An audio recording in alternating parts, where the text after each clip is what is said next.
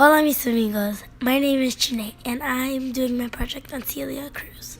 Celia Cruz, also known as the Queen of Salsa or the Queen of Latin Music, was born in Havana, Cuba on October 21st, 1925. She grew up in the poor Havana, Cuba neighborhood of Santos Solares. In the 1940s, Cruz won a tea time singing contest,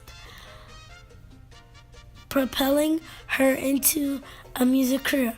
While Cruz's mother encouraged her to enter the contests around Cuba, her more traditional father had other plans for her, encouraging her to become a teacher, a common occupation for Cuban women at the time. Cruz enrolled at the National Teachers College, but dropped out soon after since her live and radio performances around were gaining attention.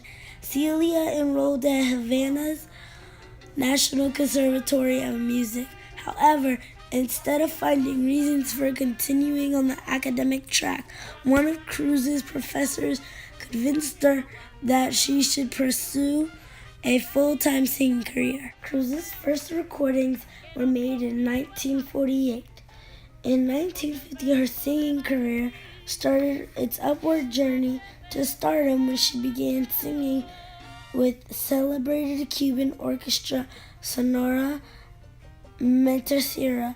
Initially, there were doubts that Cruz could successfully replace the previous lead singer and that a woman could sell salsa records at all.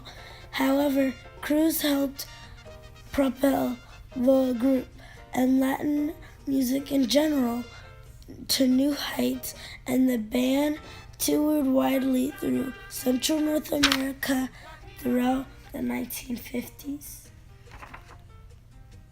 At the time of the 1959 communist takeover of Cuba, Sonora Matancera was touring in Mexico, and members of the band decided to leave Cuba for good, crossing into the United States instead of returning to their homeland.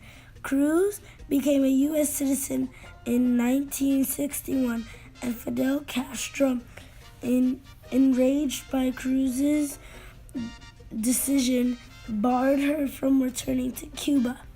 Cruz remained relatively unknown in the United States beyond the Cuban exile community initially, but when she joined the Tito Puente Orchestra